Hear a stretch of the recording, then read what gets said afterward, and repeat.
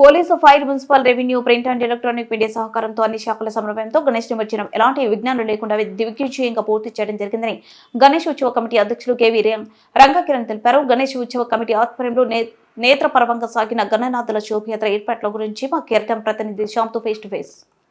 కొత్తగూడెం గణేష్ ఉత్సవ కమిటీ ఆధ్వర్యంలో ఈ రోజు మంగళవారం సెప్టెంబర్ 17వ తారీఖున నిమజ్జన కార్యక్రమాలు అనేవి చాలా అంగరంగ వైభవంగా ఏర్పాటు చేశారు.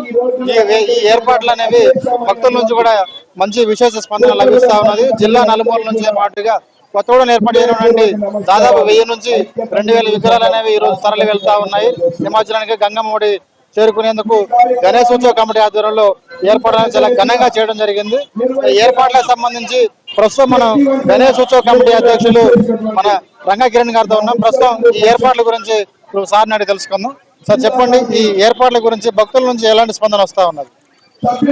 గత 37 సంవత్సరాలుగా కొత్తగూడెంలో ఆనవాయితీగా వస్తున్నటువంటి ప్రపంచం మొత్తం వ్యాప్తి చెందినటువంటి విశ్వ హిందూ పరిషత్ అలాగే కొత్తగూడెం గణేష్ ఉత్సవ సమితి ఆధ్వర్యంలో చాలా ఘనమైనటువంటి ఏర్పాట్లు చేయడం జరుగుతుంది.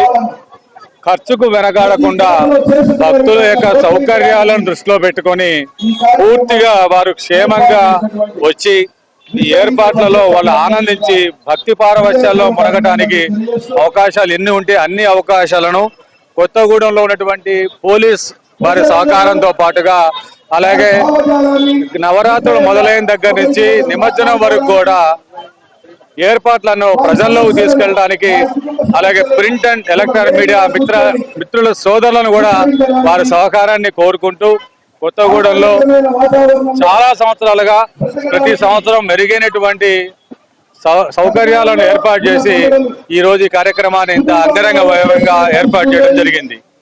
చూసినట్టయితే ఇప్పుడు డిపార్ట్మెంట్ నుంచి కూడా మనకి విశేష స్పందన, అంటే వాళ్ళ ఏర్పాట్లు ఎక్కడ ప్రజలకి ఆటంకం కలగకుండా ఏర్పాటు చేయడం జరిగింది. అయితే ఈ శాఖల సమన్వయంలో మీరు ఎలాంటి చర్యలు తీసుకున్నారు సార్?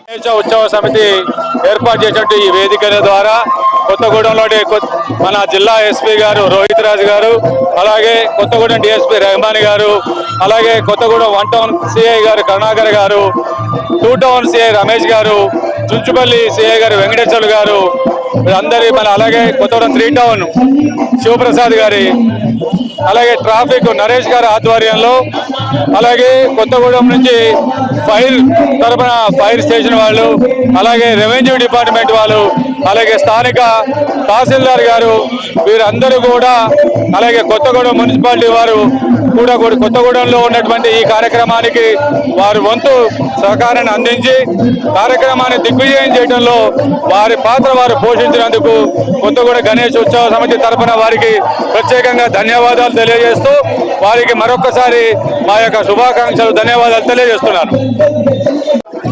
ఉత్సవ కమిటీ ఆధ్వర్యంలో ఇంత పెద్ద భారీ సంఖ్యలో భక్తులు రావడంతో పాటుగా కార్యక్రమం కూడా ఎంతో విజయవంతమైంది. ఒక అధ్యక్షులుగా మీరు ఎలా ఫీల్ అవుతా ఉన్నారు? భారతీయ జనతా పార్టీ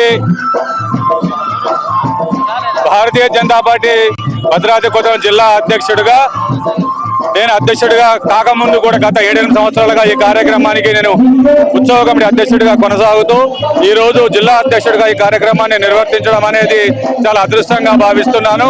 అలాగే ఈ కార్యక్రమానికి ఈరోజు చాలా ఒక విశిష్టత చేకూరుంది. ఈరోజు మన ప్రపంచం మొత్తం కూడా విశ్వగురువుగా భావించేటువంటి నరేంద్ర మోదీ గారి యొక్క పుట్టినరోజు సందర్భంగా ఇది 75 సంవత్సరాలకు ఒకసారి వచ్చేటువంటి ఆనవాయితీలో భాగంగా ఈరోజు నిమజ్జనము, అలాగే ప్రధానమంత్రి నరేంద్ర మోదీ గారి పుట్టినరోజు కూడా రావడం అనేది చాలా శుభ పరిణామంగా తెలియజేస్తూ భద్రాద్రి కొత్తగూడెం జిల్లా తరఫున వారికి జన్మదిన శుభాకాంక్షలు కూడా తెలియజేయడం జరిగింది.